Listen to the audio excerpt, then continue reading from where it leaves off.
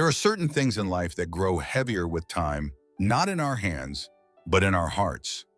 They're not visible to others, not like a suitcase or a cane, but you feel them just the same. A quiet sense of guilt when you turn down a request. A dusty memory you haven't looked at in years, yet can't seem to let go. A part of yourself that still tries to be who you were decades ago. If you've ever found yourself feeling tired, not just in body but in spirit, this may be why. At this stage of life, it's not about adding more. It's about gently releasing what no longer fits. Old beliefs, old roles, old expectations, these things may have served you once, but now they may be standing in the way of your peace, your freedom, your joy. In the next few minutes, we'll explore 7 of these silent burdens that often go unnoticed after 70. And we'll talk about what can happen when you finally decide to let them go. Not all at once, not with force, but with kindness, with awareness, and maybe, just maybe, with a little bit of relief. And if something in this message speaks to you, I'd love to hear from you in the comments. Let's begin. 1. The guilt of saying no. Have you ever said, "oh yes," when your whole body was begging you to rest? It's a quiet kind of pain, the guilt that follows when you say no. Not because you were unkind, but because you finally chose yourself. Maybe you turned down a family dinner. Maybe you skipped a church event. Maybe you simply didn't pick up the phone, and afterward, you felt that familiar sting. Did I disappoint them? Will they think I don't care? This feeling, this guilt, is one of the most common and silent burdens people carry into their 70s and beyond.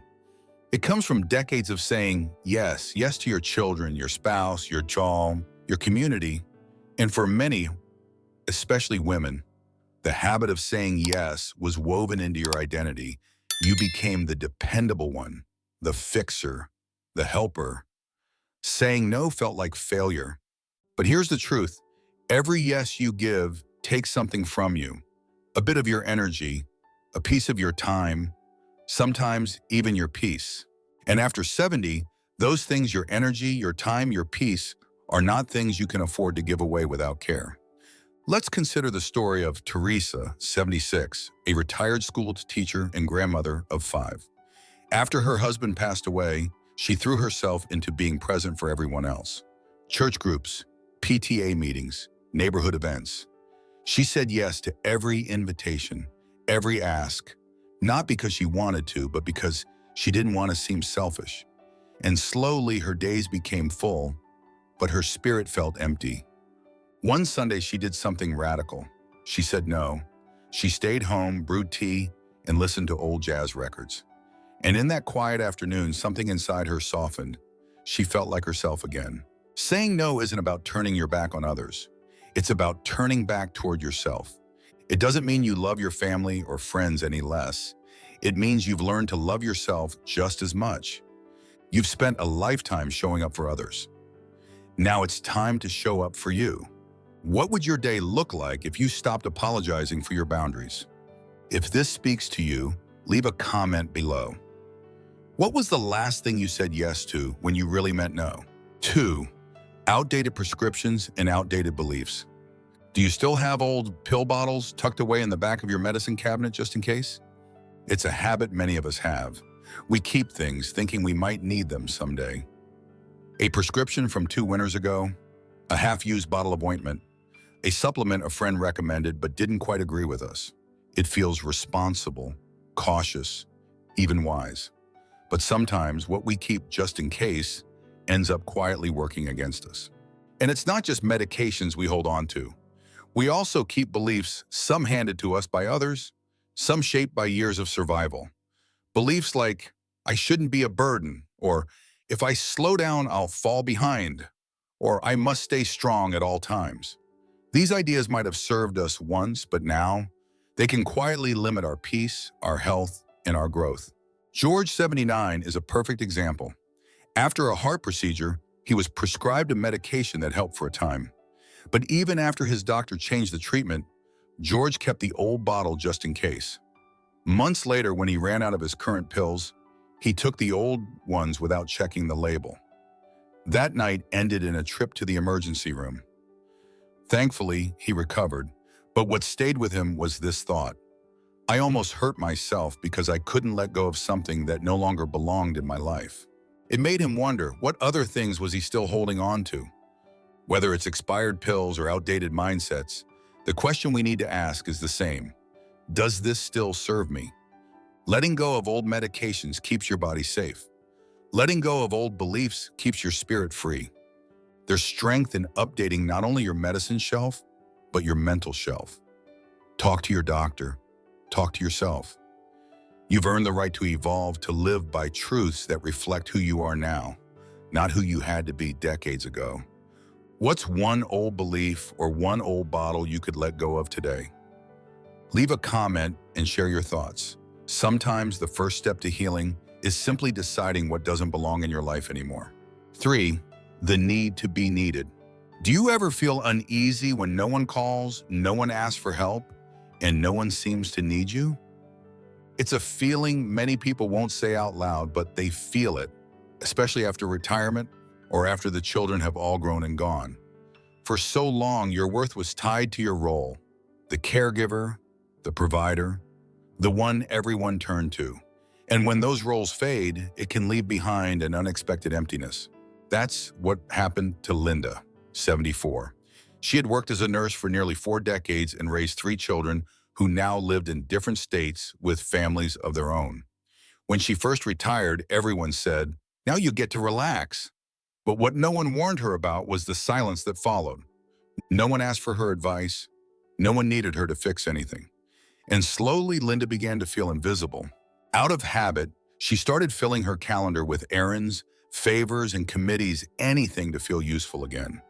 But it wore her out. She wasn't resting. She wasn't enjoying this chapter. She was chasing the feeling of being needed because it had become part of how she measured her value. It wasn't until a quiet afternoon when a neighbor invited her over just to be, not to help, that she realized something. Her presence, not her productivity, was what people truly appreciated. And maybe, just maybe, it was time she began appreciating that too. Here's the truth.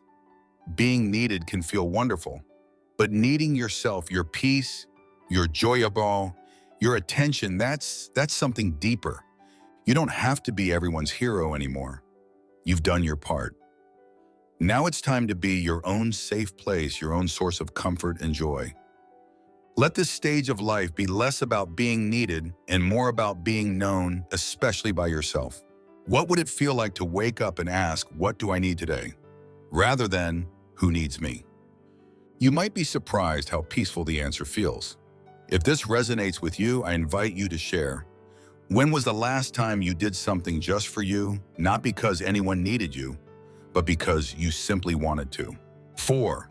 Resentments and regrets. Is there someone or something you think about and still feel your chest tighten just a little? Resentments and regrets are the quietest weights we carry. They don't shout, they don't announce themselves, but they sit in the back of the mind like old shadows, showing up when we least expect it, on sleepless nights, in quiet rooms, or when a familiar song plays on the radio. We often think time will soften them, that decades will dull the pain.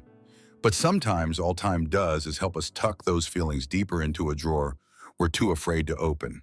Elias, now 81, hadn't spoken to his brother David since their mother's funeral almost 25 years ago. One sharp exchange, one misunderstood word, and a wall was built between them. At first, Elias told himself he didn't care. He was busy. Life moved on. But every holiday, every family gathering, the absence felt louder. Bitterness became a familiar companion, and one he never invited, but always accommodated. Then one morning, Elias sat down and wrote a letter, not to change the past, not to excuse anything, but to release the ache he'd been carrying. "I forgive you," he wrote, "not because it was okay, but because I want peace more than I want to be right." He didn't know if David would respond. That wasn't the point.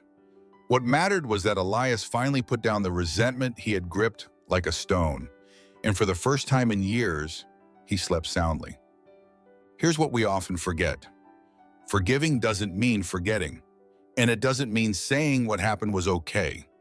It means saying, "I don't want this to define my heart anymore." The same goes for regrets. We all have them, a choice we didn't make, words we didn't say, time we didn't spend. But regret only has power when you hold it tight. When you speak it, share it, or even write it down, it starts to loosen. So what if just for today, you allowed yourself to set down one old grudge or one old regret, not to erase the past, but to give your heart a little more space to breathe? Is there something or someone you're ready to forgive, even if it's just quietly within yourself? Leave a comment if you're open to it. Sometimes the simple act of saying, "I'm ready to let go," is where healing truly begins. 5. Clutter from the past. Do you have drawers, boxes, or entire rooms filled with things you haven't touched in years, but still can't bring yourself to let go of? We all do. A faded wedding invitation, a coat that hasn't been worn since 1980, stacks of greeting cards, yellowed newspaper clippings, old receipts, trinkets from forgotten vacations. Each item whispers a memory, and somehow that makes it feel sacred. But over time, these objects begin to pile up. They spill into corners, closets, and eventually into the quiet spaces of our minds. Without meaning to, we surround ourselves with the past so much so that it becomes harder to fully live in the present. Emily, 82, had an entire guest room filled wall to wall with boxes she hadn't opened since her husband passed away a decade earlier. It was a room no one entered, a room she barely spoke about. But when her granddaughter came to visit one summer and asked, "Grandma, can we turn this into an art room?" something inside her shifted. They began opening boxes together one by one. With each item came a story, a smile, sometimes a tear. Emily kept a few treasures, but she let go of many. She didn't throw away the memories, she simply made space for new ones. By the end of the week, the room had light again. So did she. Clutter doesn't just take up physical space. It occupies emotional space. It can keep us attached to versions of ourselves that no longer reflect who we are. And it can make us feel stuck, rooted in a time we've outgrown, afraid of the emptiness that letting go might leave behind. But here's the beautiful truth. When you clear out what no longer holds life, you make room for what still does. Start small. One drawer, one shelf, one object. Hold it. Ask your aunt, do I keep this out of love or out of fear? If it no longer brings joy or serves a purpose, thank it for the memory and let it go. You are not the things you keep. You are the stories you carry, the wisdom you've lived, and the peace you choose now. What's one object or one memory you are ready to release today? If you feel inspired, share it in the comments. Your small act of letting go might be the light someone else needs to begin. 6. Fear of what others think. Have you ever held back from doing something you truly wanted because you were afraid of what others might say? It's a quiet kind of fear. It doesn't shout, it doesn't slam doors. It simply whispers, "People will judge you." And over time, that whisper becomes a barrier. For many people over 70, this fear has lived with them for decades. We were raised in a world where appearances mattered, where roles were assigned, and where stepping outside the lines could invite gossip or criticism. And even now, long after we've earned the right to live however we please, that old voice still lingers. What will they think? Take Paul, 74. Widowed for several years, he found his days growing lonelier, quieter. One afternoon, while walking past the community center, he saw a sign for a beginner ballroom dance class. Something in him lit up. But just as quickly, doubt crept in. You? Dancing? At your age? You'll look foolish. He walked past that sign for 3 weeks. And then one Tuesday evening, he walked in. He didn't know a single step. His knees ached. He stumbled, and he laughed. That night, he met Alice, 72, sharp-tongued, graceful, and just as nervous as he was. They danced, they stumbled, they kept going. 2 years later, they still dance together every Tuesday. Paul will tell you, the hardest step was not a turn or a dip. It was walking through that door despite the voice in his head. Here's the truth. After 70, time is too precious to spend worrying about other people's opinions. Let them think what they want. Your joy, your curiosity, your aliveness, They matter more than someone else's passing judgment. You don't need permission to wear bright colors, to laugh too loudly, to take up painting, to fall in love again, to start over. You only need the courage to choose yourself. So what have you held back from doing because of fear? What if you tried it not perfectly, not proudly, but honestly? Leave a comment and tell us, what is something you've always wanted to do but haven't? Today might just be the day you let go of the fear and begin. 7. The expectation to be who you were. Do you ever catch yourself thinking, I used to be sharper, I used to move faster, I used to be more? It's a quiet kind of sadness, the kind that sneaks in when we measure ourselves today against who we once were. When we stand in the mirror and compare the reflection to a memory, when we feel our body slow down or our mind hesitate, and we silently wish we could go back. But here's something no one tells you. The expectation to be who you used to be may be the heaviest burden of all. Monica, 78, once ran a thriving fashion boutique. She had an eye for color, a fast stride, and a memory like a steel trap. But after retiring, she began struggling with arthritis and short-term memory loss. Tasks that once felt effortless, styling an outfit, remembering a client's name, now took more energy, more patience. She grew frustrated. She stopped drawing, she avoided reunions, and slowly she began to feel like a faded version of her former self. Until one day her granddaughter gave her an old digital camera and said, "Grandma, take pictures of things that make you smile." And so she did. Trees, hands, fabrics, light and shadows. Monica wasn't designing clothes anymore. She was capturing beauty in a new form. A few months later, she had her first photo exhibit at the local library. And there, under soft lighting and curious eyes, she realized something powerful. She didn't have to be who she used to be. She was still becoming. You see, we often think of aging as a slow erasure. But what if it's just a shift in expression? You're not less than you were, you are simply different. Softer in some ways, wiser in others. And every new version of yourself deserves the same love and attention as the ones that came before. So today, what would happen if you stopped reaching backward and looked gently at who you are now? If you could name this chapter of your life without comparison, without apology, what would you call it? Share it with us in the comments. You may find that this version of you is more than enough. When you let go, life lets in. Some things we carry out of habit, others out of fear. But often we don't realize how heavy they become until we finally set them down. Letting go doesn't mean giving up. It means giving yourself permission to move forward with more ease, more grace, and more space for what truly matters.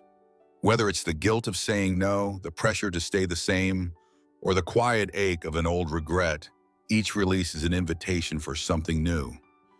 Peace, presence, possibility. After 70, life doesn't ask you to prove anything. It simply asks, what brings you joy now? So maybe today is the day you open the window, breathe a little deeper, and whisper to yourself, I can let this go. Thank you for spending this time with me. If something in this video spoke to you, I'd love to hear it. What are you ready to release? Share your thoughts in the comments. Your words might help someone else feel a little lighter too. And if you haven't already, don't forget to like and subscribe. There's so much more ahead. Let's keep walking it together.